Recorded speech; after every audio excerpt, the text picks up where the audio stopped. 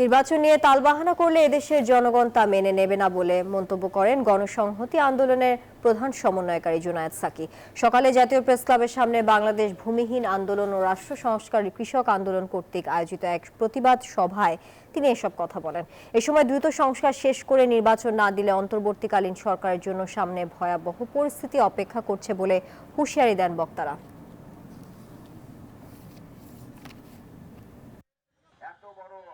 সংস্কার করা, নির্বাচন করা, বিচার সংস্কার নির্বাচন একসাথে চলতে হবে। এইসব কোন রকম তালবাহানা বাংলাদেশের মানুষ সহ্য করবে না। এই দেশ কারোর জমিদারি না।